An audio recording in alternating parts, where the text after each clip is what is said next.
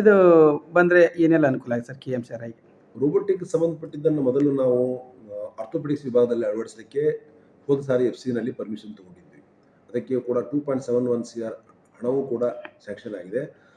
ಅದರಿಂದ ಈಗ ನೀ ರಿಪ್ಲೇಸ್ಮೆಂಟಿಗೆ ಮತ್ತು ಹಿಪ್ ರಿಪ್ಲೇಸ್ಮೆಂಟಿಗೆ ಬೇಕಾಗಿರ್ತಕ್ಕಂಥ ರೋಬೋಟಿಕ್ ಇಕ್ವಿಪ್ಮೆಂಟ್ಗಳನ್ನು ಆಲ್ರೆಡಿ ಈಗ ಪರ್ಚೇಸ್ ಮಾಡೋ ಪ್ರೊಕ್ಯೂರ್ ಹಂತದಲ್ಲಿದ್ದೀವಿ. ಸೊ ಹೀಗಾಗಿ ಮೊದಲು ಅದು ರೋಬೋಟಿಕ್ ಆರ್ಮ್ ಅಂತ ನಾವು ಹೇಳ್ತೀವಿ, ಅದು ಆರ್ಥೋಪೆಡಿಕ್ಸ್ ಡಿಪಾರ್ಟ್ಮೆಂಟಿಗೆ ಆಲ್ರೆಡಿ ಇನ್ನೂ ಕೆಲವೇ ದಿನಗಳಲ್ಲಿ ಅದು ಇನ್ಸ್ಟಾಲ್ ಆಗ್ತದೆ. ಅದರಿಂದ ನಾವು ರಿಪ್ಲೇಸ್ಮೆಂಟ್ಗಳನ್ನು ಒಳ್ಳೆ ಅತ್ಯಾಧುನಿಕ ತಂತ್ರಜ್ಞಾನವನ್ನು ಅಳವಡಿಸಿಕೊಂಡು ಮಾದರಿಯಲ್ಲಿ ಮಾಡ್ಬೋದು. ಇದನ್ನು ಬಿಟ್ಟರೆ ಮೇನ್ ರೋಬೋಟಿಕ್ ಮಷಿನ್ಸ್ ಅಂತ ಇದೆ.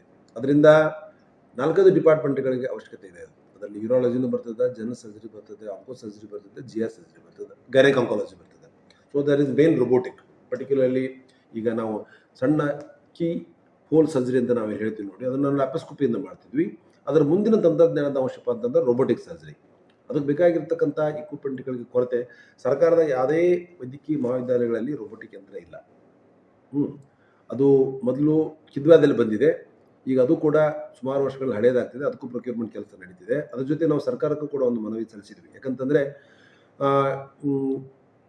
ಅಟಾನಮಸ್ ಇನ್ಸ್ಟಿಟ್ಯೂಟನ್ನು ಹೊರತುಪಡಿಸಿ ಕರ್ನಾಟಕ ವೈದ್ಯಕೀಯ ಮಹಾವಿದ್ಯಾಲಯ ಏಕೈಕ ಸಂಸ್ಥೆ ಹೆಚ್ಚು ಸೂಪರ್ ಸ್ಪೆಷಾಲಿಟಿ ಕೋರ್ಸ್ಗಳನ್ನು ನಡೆಸ್ತಾ ಇರೋ ಸಂಸ್ಥೆ ಅಂತಂದರೆ KMC ಹುಬ್ಬಳ್ಳಿ.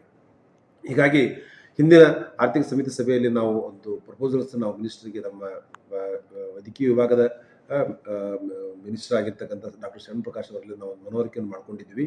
ಸರ್, ಒಂದು ರೋಬೋಟಿಕ್ ಯಂತ್ರವನ್ನು ಕೂಡ ನೀವು KMCಗೆ ಕೊಡಬೇಕು ಮುಂದಿನ ಎಫ್ಸಿನಲ್ಲಿ ಕೇಳ್ಕೊಂಡಾಗ ಅದು ತಗತಕ್ಕಂಥ ವೆಚ್ಚ ಏನಿದೆ ನೋಡಿ, ಅದು 30 ಕೋಟಿಗಳಿದೆ. ಹೀಗಾಗಿ ಎಲ್ಲವನ್ನು ಕೂಡ ಸರ್ಕಾರ ಹಂತದಲ್ಲಿ ಭರಿಸಲಿಕ್ಕೆ ಸಾಧ್ಯ ಆಗಲಿಕ್ಕಿಲ್ಲ. ನಮ್ಮ ಇನ್ಸ್ಟಿಟ್ಯೂಟ್ಲಿಂದನೂ ಕೂಡ ನಾವು 25% ಭಾಗವನ್ನು ತುಂಬಲಿಕ್ಕೆ ತಯಾರಾಗಿದ್ದೀವಿ ಅಂತ ತಿಳ್ಕೊಂಡು ಮೊನ್ನೆ ನಡೆದಿರ್ತಕ್ಕಂಥ FC ಮೀಟಿಂಗ್ನಲ್ಲಿ ನಾವು ಪ್ರಪೋಸಲ್ ಇಟ್ಟಿದ್ದೀವಿ. ಉಳಿದಿರ್ತಕ್ಕಂಥ 75% ಬೇಡಿಕೆಗಾಗಿ ಸಪ್ರೇಟಾಗಿ FC ಕಮಿಟಿಗೆ ಅಪ್ಲೈ ಮಾಡಿ ಅಂತ ಅವ್ರು ಹೇಳಿದ್ದಾರೆ. ಸೊ ಹೀಗಾಗಿ ಮುಂದಿನ ದಿನಗಳಲ್ಲಿ ನಾವು ಈ ಮುಂದಿನ ಬರೋ ವರ್ಷ 26-27ನೇ ಆರ್ಥಿಕ ಸಮಿತಿಗಳಲ್ಲಿ ಅಪ್ರೂವ್ ಆಗ್ತದೆ. ಮುಂದಿನ ದಿನಗಳಲ್ಲಿ ಕೂಡ ರೋಬೋಟಿಕ್ ಬಂದ್ರಪ್ಪ ಅಂತಂದರೆ ಈ ರೋಬೋಟಿಕ್ಲಿಂದ ಉಳಿದ ಡಿಪಾರ್ಟ್ಮೆಂಟ್ಗಳು ಕೂಡ ಅದರ ಆಧುನಿಕ ತಂತ್ರಜ್ಞಾನದ ಶಸ್ತ್ರಕ್ರಿಯೆ ಅನುಕೂಲ ನಮ್ಮ ಬಡ ರೋಗಿಗಳಿಗೆ ಸಿಗ್ತದೆ.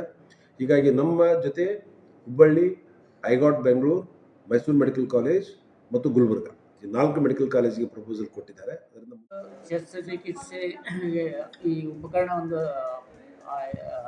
ಟೆಂಡರ್ ಮಾಡಲಾಗಿದೆ.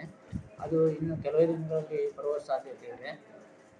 ಅದು ಬಂದರೆ ಪ್ರಿಸಿಷನ್ ಆಪ್ರೇಷನ್ ಆಗುತ್ತೆ ಮತ್ತು ಸ್ವಲ್ಪ ಸಮಯವೂ ಉಳಿತಾಯವಾಗುತ್ತೆ. ಆಪ್ರೇಷನ್ ಡಿಸೈಡ್ ಮಾಡೋದು, ಯಾವ ಥರ ಮಾಡೋದು, ಇದೆಲ್ಲ ಡಾಕ್ಟ್ರೇ ಮಾಡೋದು. ಅದರ ಇನ್ಸ್ಟ್ರಕ್ಷನ್ ಈ ರೋಬೋಟಿಕ್ ಮಷಿನ್ಗೆ ಕೊಡ್ತಾರೆ.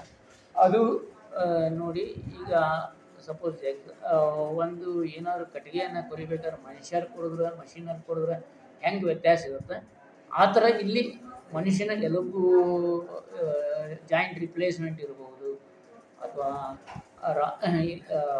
ಎಲುಬು ಮುರಿದ ಚಿಕಿತ್ಸೆ ಇರ್ಬೋದು, ಇವೆಲ್ಲ ಮಾಡಲಿಕ್ಕೆ ಈ ರೋಬೋಟಿಕ್ ಯಂತ್ರದಿಂದ ಉಪಯೋಗ ಆಗುತ್ತೆ.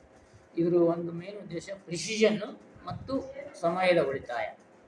ಇವೆರಡು ಇದರ ಉಪಯೋಗಗಳು. ಯಾವ ಡಿಪಾರ್ಟ್ಮೆಂಟ್ಗಳು? ಇದು ಮೇನ್ಲಿ ಆರ್ಥೋಪೆಡಿಕ್ಸ್. ಎಲ್ಲ ಡಿಪಾರ್ಟ್ಮೆಂಟಲ್ಲೂ ಬೇರೆ ಬೇರೆ ಅದು ಡಿಪಾರ್ಟ್ಮೆಂಟಿಗೆ ತಕ್ಕಂತೆ ಚೇಂಜಸ್ ಇರ್ತಾವೆ. ಈಗ ನಾವು ಅದನ್ನು ತಗೊಳ್ತಾ ಇರೋದು ಆರ್ಥೋಪೆಡಿಕ್ಸ್ ಡಿಪಾರ್ಟ್ಮೆಂಟ್, ಜಾಯಿಂಟ್ ರಿಪ್ಲೇಸ್ಮೆಂಟು, ಮೂಳೆ ಆಪರೇಷನ್, ಇದ್ರ ಸಲುವಾಗಿ. ಇದು ಬಂದರೆ ಸ್ವಲ್ಪ ಇದನ್ನು ಕಡಿಮೆ ಆಗುತ್ತೆ, ಸಮಯ ಟೈಮ್ ಜಾಸ್ತಿ. 5 ಆಗೋ ಆಪರೇಷನ್ 10 ಆಗುತ್ತೆ. ಓಕೆ, ಅನುಕೂಲ ಇದೆ. ಅನುಕೂಲ. ಮತ್ತೆ ಏನು ಟ್ರೈನಿಂಗ್ ಏನಕ್ಕೆ ಕೊಡ್ತಾ ಇದ್ದಾರೆ ಸರ್ ಸಿಬ್ಬಂದಿಗೆ ಇದ್ರ ಬಗ್ಗೆ? ಇದ್ರ ಬಗ್ಗೆ ಮಷಿನ್ ಬಂದ ಮೇಲೆ ಟ್ರೈನಿಂಗ್